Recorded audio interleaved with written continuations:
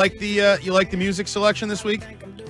Look, I think we're getting Ted to kind of buy into it. Yep. I think Yep. from what I'm hearing, it sounds like it's getting him in the right mood. It And does. I just got to make sure I watch my potty mouth today. You know. I heard, F it. Don't worry about it. man, I heard about that. That was something else. Sorry, Ted. You know, I love it. You were so comfortable. Like you just, you just said, let it flow, man. All good, buddy. You're good. We're fine. We're still on in air. 2025, with all the stuff I hear on the radio, I was shocked to learn that. So I will not make. I'm coachable. I will not make that mistake again. I think maybe you got podcasts and live radio mixed up there. I do. Definitely a difference. So, Brian, another week, another great game from Drake Maye. And I'm wondering if you agree with Mark Schlereth, who we talked to earlier, who did the game on Sunday for Fox.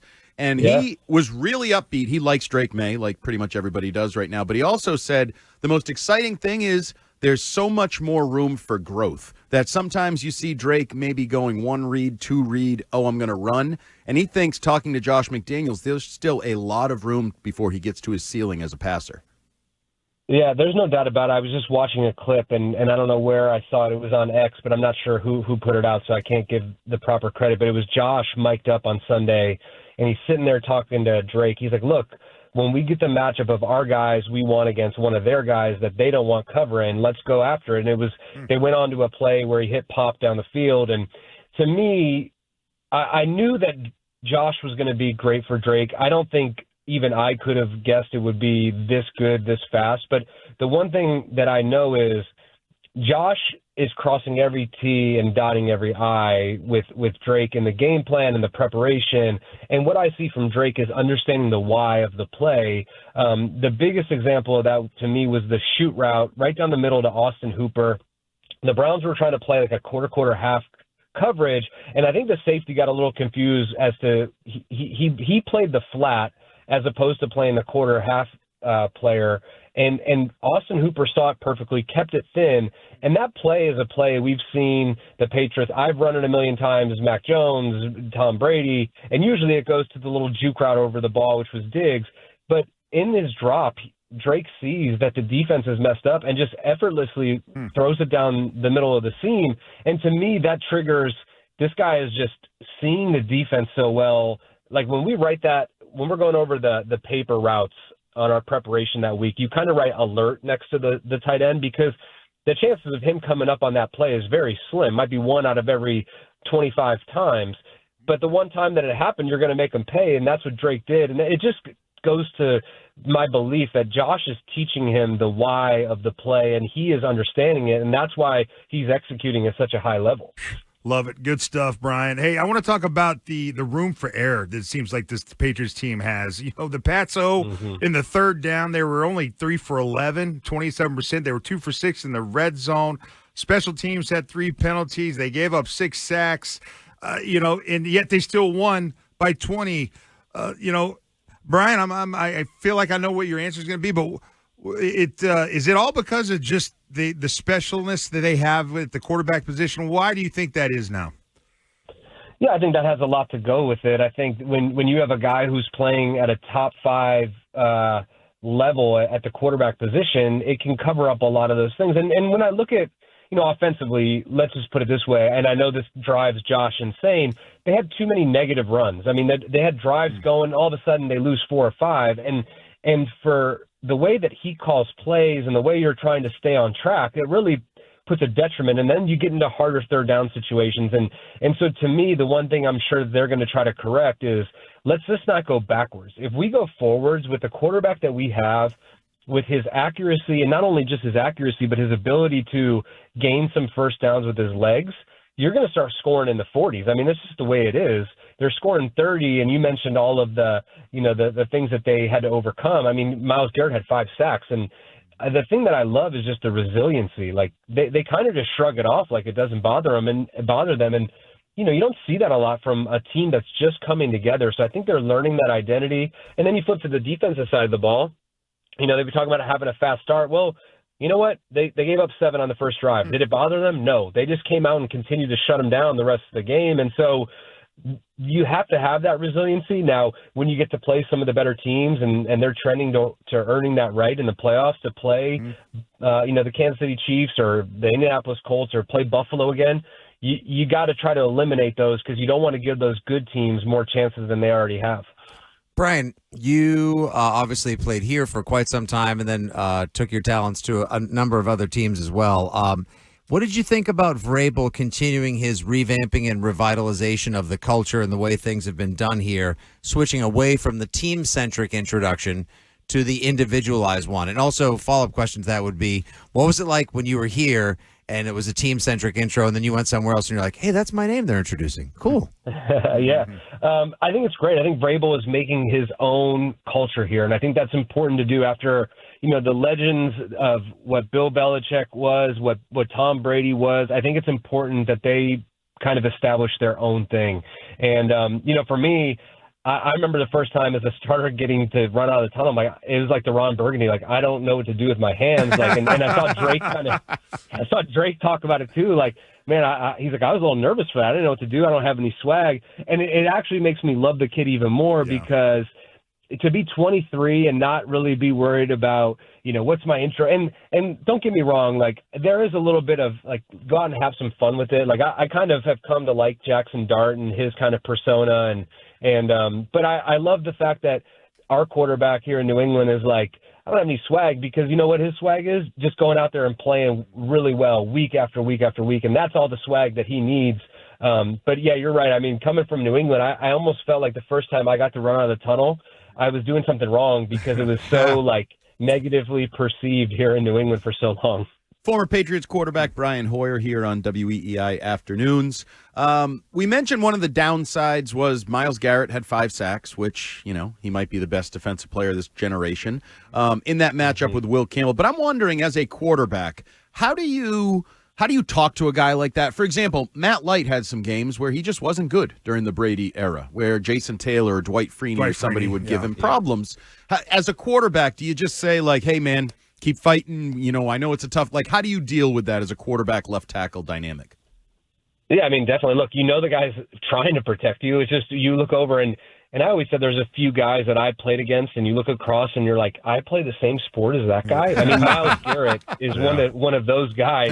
J.J. Watt, Calvin Johnson, Rob Gronkowski. I mean, there's certain guys who are they're just freaks. And honestly, the one thing I think Will Campbell's going to learn from this game is when I'm getting help with a chip, I got to close the space because there's a lot of times, and I knew going into it that they would do this because they weren't going to just let him tee off on Will Campbell or on any tackle. And, he gets a good chip and he's still back setting. And Ted, as you would know, when you create more space, even though it initially slows him down, he's going to build that speed back up pretty quickly. And then he has the long arms and kind of overpower him. So I think what Will's going to learn is if I get a chip call, once my tight end or my running back slams this dude, I'm going to get on him quick. I don't want to let him to regain that seam, and they'll do a good job coaching him. But, you got to look at, and we always talked about when you're going against a guy like Myles Garrett or, Max Crosby or Khalil Mack, Josh would always kind of have this section on his call sheet where it would be plays when that guy's out. And so, of course, the touchdown to Booty, who's out of the game? Myles Garrett, right? So he knows, and Drake knows, and I'm sure the call comes in, and he's like, all right, Drake, Garrett's out of the game. We're going to go with this play here. And it's kind of having a coach who can take it that extra level is why this dude is having the improvement that he's having, because it's things that weren't even communicated or even thought of last year in his first year as a rookie that Josh just has so many years of experience to share with him. Brian, I covered you in Houston at Sports Radio 610, and I just, you got to play with J.J. Watt. And I loved, I just thought J.J. Watt was the best player I'd ever seen. It was kind of like Myles Garrett in the sense that, they have their first move, and if it doesn't work, then they have a counter move, and if that doesn't work, then they have another move, and they just never stop making moves until they get to what they want. So I put Myles Garrett and J.J. Watt in that Bruce Smith kind of category. But let me just ask you simply, what should the expectations for this team be going forward? A lot of people kind of scoff at, Super Bowl contender. I mean, clearly it feels at this point, Brian, they're playoff, kind of contenders, but what do you think the expectations should be for this team based on what you've seen so far? I mean, Ted, you did it. As you know just as well as me, the goal is to get to the dance. And then once you're there, you just got to take it 1 week at a time. And I honestly, from watching them, and I think a little bit of it is like, too good to be true. Is it really happening this quick? I think we're feeling that. But also, you look out there, the narrative, throughout the country, people are resentful that the Patriots might have another good quarterback and good coach, and they're both young. I think people are like, are you kidding me? They had to go through 3 years of bad football. I mean, I grew up in Cleveland. They went through 60 years, and it's still oh wait, I almost used it. I almost used the bad word. It still sucks. I think I can say it still sucks. You can say that. You can say sucks. Yeah, and I think that's why people are a little hesitant. But look, I mean, we're 8 games in, and I know now it's a 17-game schedule, so it's not all the way halfway. Like, no one fakes it halfway through a season. Like, I think they're legit. I think the one thing they're doing, they're playing as a team. And Ted, you lived through those seasons where the Patriots were, America's team, coming out as a team. And so Vrabel's putting his own spin on it. But the way I see these guys playing for each other, that's what, to me, makes them a dangerous team. Last one for me, Brian. You famously threw Jacoby Myers his first touchdown in the NFL and on the Patriots a couple of years back. That was a really cool moment.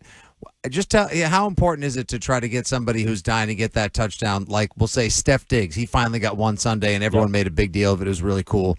What was that moment like with Myers, and what does that mean when you're able to help somebody get their first one? Yeah, and I think you saw the reaction from the team when Steph got his first touchdown, and don't tell me that they didn't play, like they were like, he got down close enough, and I guarantee Vrabel was like, you got anything that can get him in from right here? And Josh was like, yeah, don't worry, I got it. I'll just pull out the Danny Amendola 2-point from Atlanta. Yep. But I'll never forget that for Jacoby, because look, he had worked so hard, and he was really the heart and soul of that receiver room. And it came at the end of the game, and everyone was aware of it. And I don't know if you guys remember, but the whole team basically met him down in that end zone of that game because of what he meant to the team. And to me, like, you're seeing that with this version of the Patriots, and those teams are always tough to beat because when you feel accountable to the other person's success, that's what really allows you to kind of take it up a notch. And I think that's what's so, pleasantly surprising is they've done it so quickly. All right, Brian, before we let you go, I got to find out, do we have beef? No. So listen, I learned at a very young age from Bill, don't believe or fuel the hype. Don't listen to the media, but don't think that your family and friends don't check in every once in a while. I remember my dad being like, what's the deal with this Andy Hart guy? Like, he clearly doesn't like you. I mean, he wants Malik to take your job, so I don't know the exact write-ups that I was getting, but trust me, I was made aware of them. It's all right, Andy. You never really got to see me play my best football. That was usually at the other places I was playing. How about that? That's true. But you got the dad. You got Brian's dad. Wow, Mr. Hoyer's disappointed. Well, this probably won't surprise you guys. This isn't the first time I've heard something like this. Stephen Gostowski's mother was not a fan of my coverage of Stephen Gostowski. So, yes, friends and family and parents tend to read Patriots.com or Patriots Football Weekly. But now you love Brian Hoyer. I love Brian. In all seriousness, I think the best thing we've heard, well, the first time when you told us players over plays was my favorite quote we've heard all year. Yeah, he's been repeating it I love ever that. since. Yep. And now you're telling me there's a little box on the call sheet that when Myles Garrett is out of the game, this is where we can take our shots. We can take a little extra time with the football. Always learning something, I love man. that. I learn something every time I talk to you. So, no. Yeah, Josh will probably kill me for outing that. But it's not like Kyle Shanahan had the same thing. This is what good play callers do. They understand the situation, and there's certain plays you want to get off, but if you try it with Myles in there, like chances are even if you chip him, he could get in there. So it's like, you're waiting for that opportunity to come about. And so, Josh is the best there is. And it was no surprise to me. I saw that pass and I looked, I was like, oh, Myles Garrett's not in the game. That made sense. Yep. All right. Now do me a favor. When this is posted online, go to the podcast and send it to your family to show that we get along all nicey now. We don't hate each other. We're cool now, right? We're cool. Time heals all wound. All right. All right, man. We'll talk to you next week. Thank you.